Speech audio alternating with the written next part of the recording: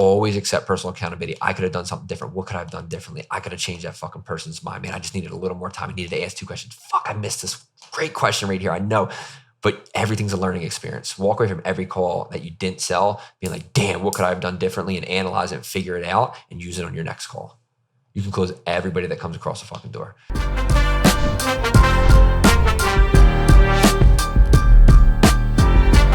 We have a guest here today. I don't know if anybody's familiar, if you've read the Bible before, you heard of Noah's Ark. Literally, the guy saved the world and saved humanity. And we have the Noah on the show this week. So if you guys are excited to literally just talk to the person who saved humanity, he is on the line right now. Noah, why don't you do a quick introduction of yourself and a little bit of your background? I know you're doing sales and setting for, Gym Academy, but give us a little background of like where you started, where you came from, your history, and like how you came to be where you're at right now. Yeah, 100%. That's a proper introduction. So I appreciate that. As far as my experience, it started out when I was in high school. I always had that entrepreneur spirit. So I started my own business, went through college, and then a few years out full time. It was a mobile detailing business.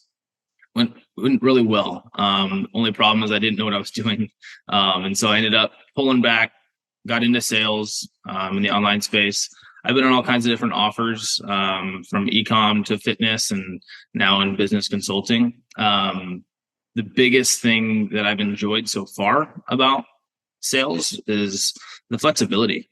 One thing I've been talking to Bob about is I've been in the situation, where I don't have any personal life outside of work. And that's really one of the biggest drives for me with sales and with having a little bit more freedom, is I get to have a little bit more of that personal life. But that's a bit about me and kind of why I'm here and what I've been through. As far as my experience level, I've sold about $400,000 for a few other B2C opportunities. And so I'm definitely a little bit more nuanced, but I've gone through sales trainings and things like that. So that's about my sales experience. Nice, man. It's awesome to see you got like business experience, right? The mobile detailing. I know it's a very, very tough business. I know a lot of mobile detailers. It's a very, very tough business. Where are you located out of? Where are you from? Yeah, I'm here in Phoenix, Arizona. Nice. Awesome. Obviously, Angelo is a car fanatic, so you could probably jam on that. Actually, we both kind of love cars. Angelo takes the cake. Right before we were going to kick off today's pod, Noah and I were just jamming because we had a couple minutes and just kind of going over setting expectations for the day and going over some stuff. And Noah, it's been like probably 4 weeks now you've been with Gym Academy? Yeah, I think it's like 3 now. Yeah, it's the 3rd week. So, he's come on and he's like a sponge. He's really picking up really well. And we're going to do some call review later on our team meeting. Man, I was like, I'm about to hop on with Angelo because we're just talking about some stuff with kind of recapping some of the calls he's had this week, some of the calls he has today as well. And I was like, it would be probably a good thing to just get on with somebody who's a fucking savage with sales. I don't know where the conversation is going to go, but that's kind of the context, since there was a little bit of delay before the pod today. I was already jamming with Noah. We're like, hey, let's get on. Let's go. Let's see where Angelo kind of takes it. Because I think it would be very good for any rep, but obviously selfishly Noah for Gym Academy in particular, to kind of learn some of the nuggets and the gold that you will spill today. Sure, man. And I appreciate you wanting a savage in sales. Unfortunately, I on a short notice, I can't pull that person in, but I will try to do the best I can to fill that position. You are a savage at the cheesy ass jokes. That's for sure. So I'm a dad. So the dad jokes just come natural. Yeah, dude, I like to think that like, I know a little bit about sales, but Noah, tell me a little bit about, you're very new, right? Like couple weeks into Gym Academy, and I guess you're the client, your offer, and all that stuff. It's fairly new to you. What do you think your biggest, I'm going to say issue, but biggest thing you can improve on right now is what you're coming up against right now? Yeah, biggest thing is just challenging people, getting to a point where I'm not agreeing and just being like a pushover, I guess you would say, to the business owner. Giving them just an idea that not everything that they're saying is correct. I think that's probably the biggest thing, because I'm losing the authority with some of the business owners when I can't challenge them. So I think that's probably the biggest thing right now. So losing authority, trying to not be so much quote unquote a pushover. Mhm. When you say that, give me some specifics or examples of what you're referring to. I think, a specific would be when business owners go into talking about their business, and some business owners they're really into themselves, and the biggest thing that they're talking about is they think that everything they're doing is correct. They think that everything they're doing, oh, it's really good. I have a really good product, and I just kind of agree with it, if you will. And those would be times where I could challenge them, say, is it really that good? We're not really doing great numbers. So I'm just lacking that challenge or sale, like Bob and I have talked about. I'm going to write some stuff down too, so don't mind them. Yeah, no, you're fine. Just making people feel like not everything they're doing is correct, and that's why they're here, is to change. Why do you think you do that? Maybe it could be a small lack of experience in the B2B world. Majority of my experience comes from B2C. Second reason would be I'm probably just trying to be too likable, honestly. Okay. And what do you think the best outcome for your clients are when they get on a call with you? Best outcome would be them getting what they need to get to the next level, and obviously signing up. What is it that they need to get to the next level? In our case, it would be, first off, majority of the things is lead generation that people are needing help with, and then the help on the back end with consulting and coaching, making sure that we can actually run the business properly after we get the leads in. What do you mean? Go a little deeper, but like lead generation. But what are they really needing? I guess in our case, they're needing an offer. They're needing something that makes them standing out from their competition. Why do they need that?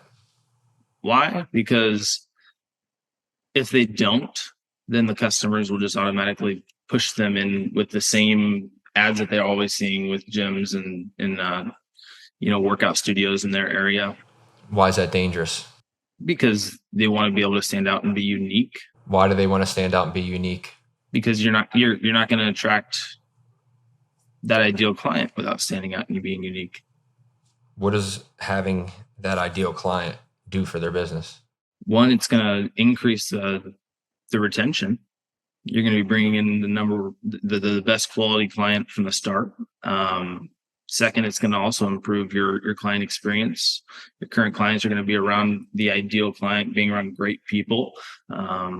What do both of those things do for a business? Increases organic lead flow.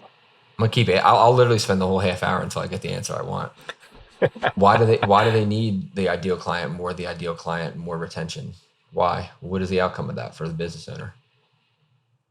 You were a business owner. I was, but I didn't know what I was doing, so I got out of it. Well, listen, if you have a pulse, you'll figure this out. I promise you. Okay. So first qualifying question, do you have a pulse? Yeah, I would consider myself. I saved the world. Cool. You did, dude. You had saved humanity. This is going to be a cakewalk for you. When you get it, you're going to be like, oh. Okay. If you were able to attract and bring in more ideal clients with perfect cars that you'd go and they have 4 cars for you to wash every day. So you don't do one car, then drive 30 minutes to do another car, then drive 45 minutes to do another car and do 10. Mm-hmm. If you just had like 4 great clients with 4 cars and you just did one block, boom, the next half of the day, another block, boom. What does that do for your business? What does having a bunch of clients like that do for your business? Well, the first thing is it increases in efficiency. And what does increasing efficiency do? It gives you some more flexibility as far as time, what you can do, what you can't. You have more opportunities. I guess translate opportunities into a very simple term that business owners understand. What does opportunity mean to a business? One word and starts with M. Money. Right. Okay. Is it clicking? Why do they need an ideal client? Because that's where the money's at. Right. So they're on the call for you. call with you because they need to generate more revenue or something for the business, right? They Right. don't need ideal clients. Nobody needs leads. Nobody needs an offer. They want what comes from that, right? Money. Right. Well, they want the end result. And the reason I'm trying to say this is, how confident are you on a scale 1 through 10 that you guys can deliver that end result for them, regardless of the means, right? Regardless of the way, if you have to do leads, if you have to do an offer, if you have to do consulting, if you have to do whatever program you guys are doing, whatever your offer is, on a scale 1 through 10, 10 being, we'll effing nail it, or 1 being, I really don't believe it, and act like Bob's on the phone, he's not going to fire you right now. How confident are you, scale 1 through 10, that when you get on a call with a client, that you will increase their revenue and meet that goal? In the past 3 weeks that I've been here, I've yet to see someone we haven't been able to help. So I'm at a 10. You're at a 10. Cool. So you told me earlier that you just agree with the business owners and you want to be liked and you're not willing to challenge them, right? Or you haven't been challenging them. Yeah, I would say that's more accurate. It's not that I'm not willing. It's just that I haven't been. All right. I'm going to challenge you. I don't think you're a 10 yet. Yeah. I think you're probably like a 6 or a 7.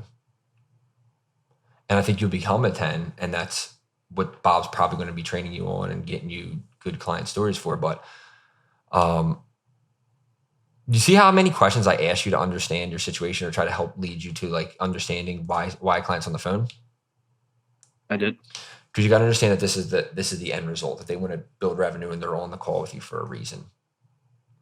And then on the other side of that is you have to understand that if they hang up the call with you and they don't transact with you and they don't come on board with you, like you said, there's 1,000 other bullshit fucking companies that are going to take their money and they're going to fucking rape them, for lack of better terms. And you have a moral obligation, if you truly believe in your heart that you're a 10 out of 10, to truly find out what they want, show them how your product or whatever specific offer fills that void and gets them to their end result. And if they leave this call and they get off this call and they sign, what's going to happen is they're going to just go based off of some cheap bullshit ad they see that's less price because they have no value or don't know how it fixes it or whatever. And they're going to get burned and they're going to add a bad name to your niche or your market or your, area. And then they're also going to screw themselves and they could be out of business and they could have children. And they could not be able to put food on the table and they could have to go try to find a job to make up on their bills and be behind on the rent. And it's that fucking serious, right? So if you're not convicted enough and you don't understand your offer or your product enough, and you're not understanding a client's situation deep enough, you'll never be able to challenge them and hold them accountable because they're going to be the expert on the call. You're not. Dig what I'm talking about? I agree with that. When you're on a call, I've talked this with, Bob obviously knows John, our sales rep, and he's his brother-in-law, and he's dealing with a confidence issue a little bit, and he's starting to overcome that and doing a lot better. But like when you let clients steamroll you, like he gets on with attorneys that are making, I don't know, private jets, 8 figures sometimes, and he's talking to them, and it's really hard when you're like, younger and you're not as established to get on there and be like, oh, I know more than this guy. You have to understand they're on a call with you for a reason. You are the authority. You are the expert on that call, or they wouldn't be on the call with you. So when a business owner starts telling you about how great their business is, hey, dude, it sounds awesome. Sounds like you got everything rocking and rolling right now. Like, quick question for you. Like, why'd you reach out? What do you need from us? Leads. What do you say then when they say leads? I need leads. What do you say? Usually I go into numbers. Why? See if that's why, to see what their current situation is like. But why not dig into what leads mean? Help them understand. You see how I helped you understand things through good questions? Help them understand what they really need. So as far as like a question you would come back at, I need leads. You would say, why do you think you need leads? Or what do you think a rebuttal question would be? Just simple. Because and I got to catch you off. Yeah, go ahead. Part of it is the curiosity. They say, hey, I need Bob's help with like, leads. fuck, I'm not going to have any shorts out of this episode. I haven't said anything. This is bullshit. Bob's like, give me the stage, man. Well, I'm taking some notes. Well, first off, even just as, like, even one listening, to the questions you're asking, how you're saying it, but there's also super good. It's super vital.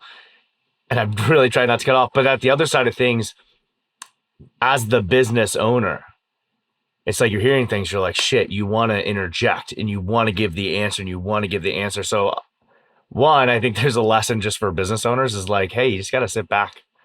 You can't, if you always feed the answers, then the other individual won't ever, be able to come to conclusions themselves, which is part of sales. But this just comes with curiosity. If somebody said, this is one, knowing, and if we go back to some of the stuff that Angelo was saying, is you have to know the end result in mind of what's going to happen as a result. And they're saying, I need leads. So the question that I would personally ask would just be, why? Why do you need leads? That's it. It's not, we don't even need to get into numbers yet because we don't even know why they think it's leads. And what our goal is. You don't even know if it is leads. Yeah. Like the goal is to actually find the problem, because understanding when we're dealing with business owners, there is a little bit of an ego in all of us. We've started our own business. I mean, Noah, you started your own business, so you know this. This is also why you're going to be very good and you are good in sales, is because you do have that ego, because there has to be a little bit of a component there. However, when we get into a call generally with a prospect, if they knew what their problem was, they probably would have solved it. Or if we ask that question and they say leads, then they can explain their position as to behind it. And then our responsibility is being like, what is the actual problem? Is it actually leads? A lot of people think it's leads, but it's sales. A lot of people think it's leads, but it's delivery. A lot of people think it's leads, but are all leads created equal? So that's where we just need to start uncovering. And there's lots of things that we need to uncover in there. And so like, obviously I had to cut you off, but I think one of the stuff, no, I don't know if you picked up on it when Angelo was kind of just going through this entire thing. You notice how he wasn't leading you with anything? He knew the answer. He knew exactly where he wanted to get you to, but he never, and he still hasn't given it to you truly yet. Because in order for essentially the sale to be made, the individual on the other end has to have their aha moment. Like it has to click. So, and instead of leading you and asking leading questions, he's just asking super simple questions, going back to what you just said. Essentially, it's just like a child. It's like, why? Why? What do you mean by that? That's it. So sorry to cut you off, Angelo. No, you're good. I have ADHD. You probably ruined everything I have planned. I forgot it all. Oh, sorry. But, yeah, no, I mean, no big deal. So, yeah, Bob's absolutely right. I do appreciate you hopping in. It's a very, very insightful and spot on. When you say leads, you can just ask them why, right? Or you can do what you do. It's like, got it. What have you done in the past to generate leads? How many leads are you generating right now? How many leads are you looking to generate? Why is that important to you? And you can find out hey, I've tried 10 other lead generation companies, and really what's important to me is just good leads. I've been getting bad leads. Got it. Tell me a little bit about your process. When a lead comes in, do they sign up at your gym and they're doing burpees on your floor? Tell me a little bit about the process from your phone pinging to them training with you. What do you mean? What I mean is you don't have a fucking process. Why would I ask what the process is, right? They're just telling me they need good leads.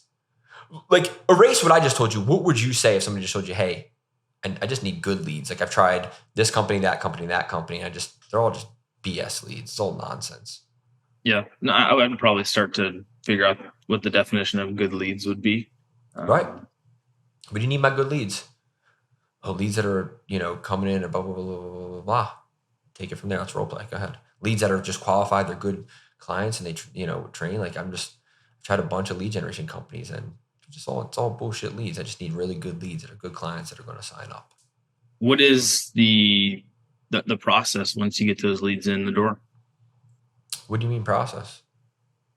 The process from when that lead hits your phone and when you get that lead to actually step foot in your gym. Oh, I mean, we typically get it, and me or some of the coaches will give them a ring, and invite them in and kind of tell them about our program. But they just typically they're all just window shoppers. They all just ask us a bunch of stupid questions, and they're not even interested in changing their life. You know, Yep. they're not really interested. They're just like window shoppers, tire kickers. Can I ask you a question? Yeah, sure. Do you think that any of the lack of structure with your process could lead to any of those Great question. Too early. bad leads? Write that down right there. Write that question as a great question. Okay. Right? So like, I don't know your sales process, and I'm going to change your whole sales process right now, but great question way too early because you just put me on the defense. I'm mad at you and I'm going to hang up on you right now. Don't fucking question me. I have an ego. Got it. So, you know, obviously you're an amazing coach, but you're just looking for people that like really want to train and really want, you know, you just need to get in front of good people that can benefit from your services, right? Yep. And then meanwhile, I'm writing down fucked mindset, no process. I literally have that written down. All right. So I'm writing that down. Why am I writing that down and not bringing it up right now? So that way you can come back to their lack of a process. Sure. But why wouldn't I just give it to them right now in the middle of the fact finding? I could see how that could partly be some of the aha moment when it comes down to, oh, you're right, I don't have a process. But why wouldn't they just have that? Why can't I tell them right now? Why can't they say have the aha moment right now? I would think you would need the aha moment closer to the close. Why? For it to be more of a logical sale in their standpoint. So that way they could see, okay, we talked about all of our problems and what we have going on right now. Then he challenged me on, do I think that my process is actually part of the problem? So he probably knows more than I do about my process. Now we can talk about process moving forward. So he feels that you understand him much better. Agreed. Good. You got to the answer. Because in your fact finding, right? Like, think of a fucking a mussel, whatever they are, had the pearls, right? I don't know what they are. Not a mussel. I'm an idiot. It's a oyster. So think of an oyster, right? You want to get the pearl, right? And the pearl is their why and the reason they're doing this and what the issues are and how you can solve them. Like, that's the pearl, right? As soon as you just give them some bullshit and they're like, God, this guy's selling me. He's just trying to use this against me. He ain't getting no pearl. Shuts right up.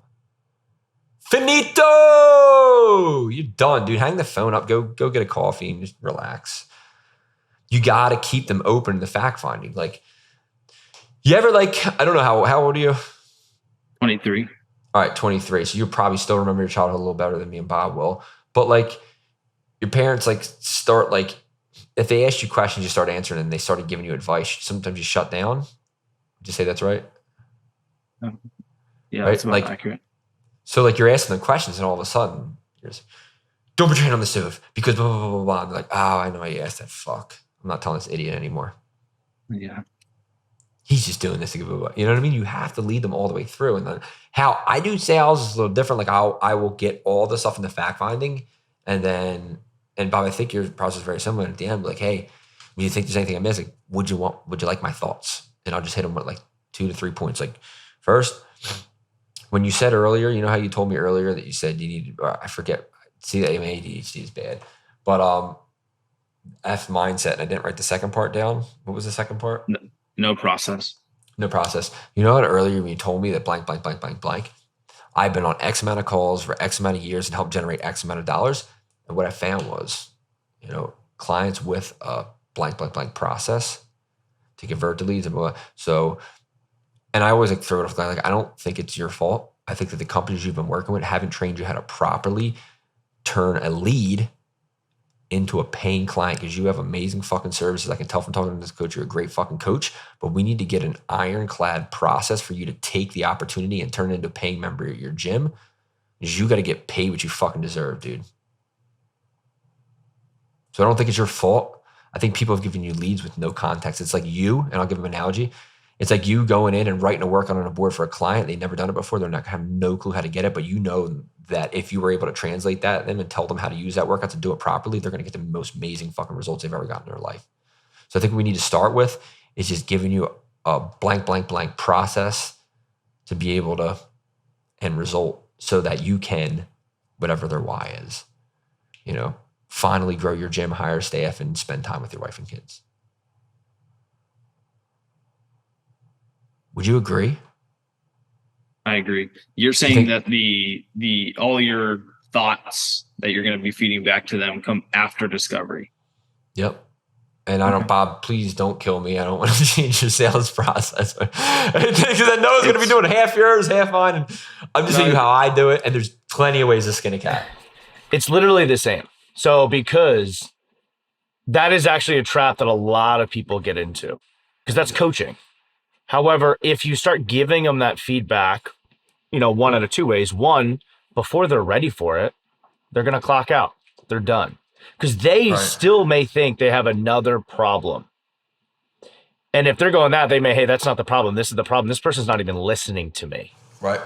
They don't even, because you haven't gotten to the point. Right now, all discovery is true curiosity. From the sales rep's perspective, I need to identify every issue inside of the business so that I can uncover what really is going on and holding them back from getting the success they deserve. And I'm just asking questions. I'm not coaching at all throughout it. And like, if you find something, they're like, hey, that's good to know. That's awesome. I'm going to circle back and give you my thoughts later on that. You can seed it like Bob did. That's phenomenal. Like, hey, dude, love that. I have a client like Tim that dealt with the same thing. And then just don't even tell them what that is. Yeah. It's like, cool. I hear it. I get it. We'll talk about that. I love it. I'll share some feedback. But, tell me a little bit more about boom. And then you're just literally getting curiosity. Because I need to know in all businesses, it's the same. I need to know certain levels of every single aspect to find out where the real issues are coming at so that we can actually truly help the individual and identify what that plan is going to look for. So, and early on, if we start, essentially that's coaching, but if you start advice or giving them advice and giving them, feedback on things that they're not even aware is an issue yet. Because if you're like, oh yeah, so you don't have a process. They're like, no, motherfucker, it's bad leads. So then they're going to shut it off because they're like, and it's a mistake that a lot of people make. And it's till we uncover everything going on, we fully go through discovery, which is what's going on? What are the problems? What are all the issues? If these things don't get solved, what's the impact for this individual and their business? I need to understand that entire picture before I could ever give them any feedback. Because if I don't know the entirety of that situation, then I'll never be able to truly create a plan that can actually help them. Two things happen. Yeah, go. Two things happen when you coach too early. One, like Bob said, they shut down. You're done. You're never going to get their why. You're never going to get their problems. You're never going to get what you need to get, right? To hold them accountable and make them who they said they wanted to be at the beginning of that call, right? You're never going to get the opportunity to save that gym owner's life. And they're going to be, a bum on the street with a sign saying, help, I own a gym, right? So you failed them. You should lose sleep over that. And the second thing that's going to happen is you're going to put somebody in the buying pocket closer to the, oh, I get it. I can do this on my own. If you give too much coaching too early. Oh, okay. I'll just come up with a process. Peace, dog. I'm going to pay you guys. Then they're going to create a super process. They don't know what it is. And they're going to fail. And they're going to be back in 6 months. It's going to be in a worse situation. So you're going to do two things. You're going to shut them up. You're going to screw yourself from making a sale and helping them out. And then two, you're going to make them think that they can do it on their own. Both you don't want. Like, let's talk about buying pocket. You know what the buying pocket is? I'm assuming the part of the call when they're in the buying mode. Kind of. So buying pocket, think of it as, for lack of a better example, my thing's flipped. Over on the right is where I can do it myself. Over on the left is where this shit isn't even real. It's not possible. I've never made more than $1,000 in my life. If they're not in the middle, they're not transacting. So like over on the right is where the guy's like, hey, I can do this. I do that. I do that. So your job is to ask great questions to knock him back down to where he feels like it's possible, but he's unable to do it on his own, or it's too hard to do it on his own. On the other end, it's the person that doesn't believe this is ever possible, blah, blah, blah, and failed. It's never worked for anybody. I never heard anybody make that kind of money. This is BS. That's only on TV. That's in movies. It's fake Instagram stories of people making this kind of money. You got to kick them up to the buying pocket. They have to believe on that call that it's possible, but it's not possible without you, or it's way too hard and they got to pay you because they don't want to deal with it. That's a buying pocket. So like the people that are just here, boom, how do you kick them back? Why'd you reach out to us? What are you looking to get out of this? Why us? Why now? Sounds like you got everything together. So you got a great gym going on. Like, what were you looking for from us? Leads. Got it. Like, what are you looking for specifically with leads? More sales. Got it. How many sales are you making currently? How many sales are you looking to get to? What's your revenue? Blah, blah, blah, blah, blah. Right? You're digging. So really, from what I'm hearing, and just so I'm curious to know, like, so what we're really looking to do is generate blank revenue, right? Yeah. Why is that important to you to get to that revenue goal? Because I got to hire some staff, dude. I'm the trainer, I'm the marketer, I'm the salesperson, I'm the janitor, I'm this. Got it. So like that person's goal is because he's losing his family and he's working 24/7 and he's a one-man band and the guy gets a cold and his whole entire business shuts down, right? So like, oh, now I understand your problem, right? And you only get there through great questions. So you got to knock them back, boom. You got to create that. Well, why haven't you able to do this? What have you tried? Why hasn't it worked? Why has it failed? What do you think you need from us? And then help them understand why that's probably not the thing that they need from us. And then give that all to him in the thoughts. And the thought section at the end is just creating doubt. Boom. This is what you need help with. Creating a problem. Solidifying it. Getting them to agree that there's a problem. Cool. Hey, you let me know where you want to go from here. After I'm done the thoughts, hey, you let me know where you want to go from here. I can go over our program. I think you're a great fit, dude. I think we can help you. But I don't want to pressure you into anything you don't want to do, you're not ready to do. Let me know if you want to hear what we have going on over here, or if you'd like to, go over the next steps. Boom. And then I'm going to go over our program and relate it specifically to the issues that we've agreed that he has. Hey, you know how we just talked about you didn't have a specific process and you needed a blank to blank so that you can blank? Cool. Well, here's how we're going to do that for you. Blank, blank, blank, blank, blank, blank. And before I go to the close or go over the price, how do you feel about that process? You feel this is actually what you want to, you're ready to do. You need this right now, blah, blah, blah. Cool. Yes. Depends on what it costs. Got it. Price aside, like whether this is $1 or $1 million, whatever it is, just leave it all out the window. 110% what you need right now for your business has to happen. You agree this is the best way to take care of it and all the other ways, but this is it. Yes. Got it. Well, you're just dealing with price at the end. Right? It's very easy. Payment plans to this, boom. So I don't know if that was insightful. And I'm going to ramble and get way off topic because I'm already starting to. And Bob's laughing because he knows I go crazy and I'll go all over the place. No, I actually think that's a great way, because we're kind of coming to the top of the hour anyway. I think what was your impression? What's your feedback? I like that. I've never heard of the buying pocket. I've never gone through that. So that was new. It's not new. Like there's only so many ways that you could like talk about something. I thought I created that, dude. I saw it on, I think Taylor just had a training on it too, dude, in the London thing. I'm like, are you kidding me, dude? I was telling my guys, I'm like, I was going to have you watch his training. It's what I've been teaching them for years. I'm like, you bastards. Yeah. But sorry for cutting you off. No, I agree on it. Only thing I do have a question for you, Angelo. Sure.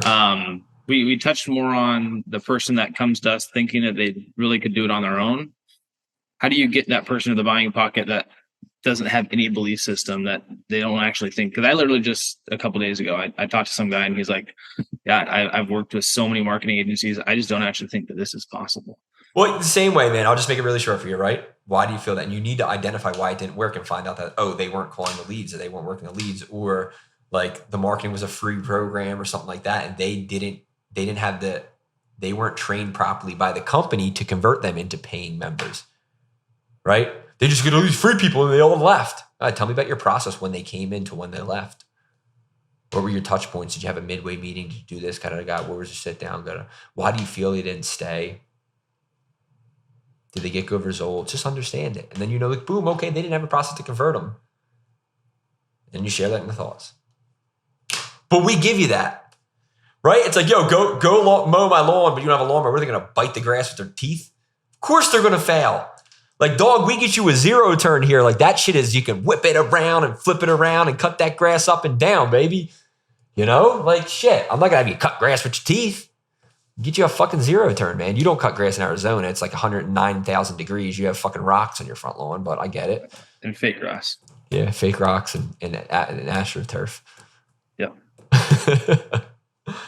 But does that help? I know it was a very condensed version of it. No, it does. I mean, it's the same idea, because as I go back and think about that particular example, there's a couple of things that I probably could have asked. Would it have moved the needle much for that particular person? I don't know, but you could have closed that person. I appreciate it. It's still not off the table, but yeah. You should fucking lose sleep over every fucking client you lose, because you can close everybody. If they clicked on that button and they said they needed help, it's all on us to figure out why they needed help. Your life will change when you learn to fall. I literally just posted something today about it, about like personal accountability. Like when people go to the general and say like, hey, we lost the war. And the general's like, hey, dude, the soldiers didn't listen.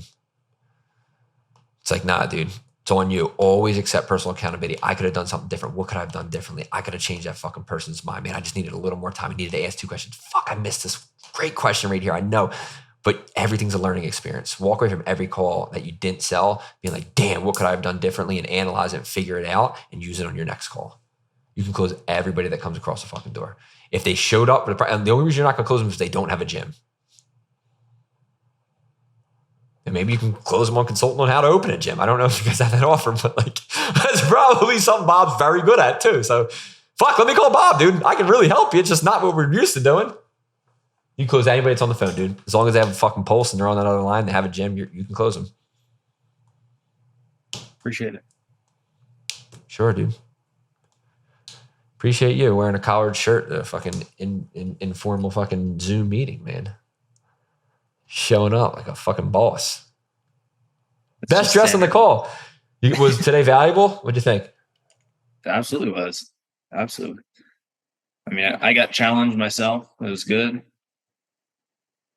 I think once I challenge and once I get to that confidence point, then I do think that's going to be the game changer for me. For sure, dude. Sure. Yeah, I'm glad you hopped on, dude. Really appreciate it. Bob, any closing remarks? That was fantastic.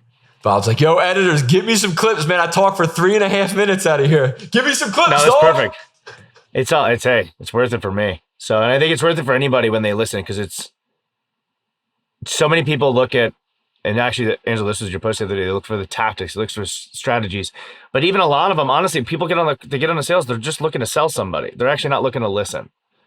Our goal is to listen, to uncover what's really going on, the impacts of what's going on, and then seeing if we can help. But if we don't ever listen, if we don't ever try and truly uncover and get them to understand that, hey, this is what it is, this is why, then it doesn't matter what you're selling.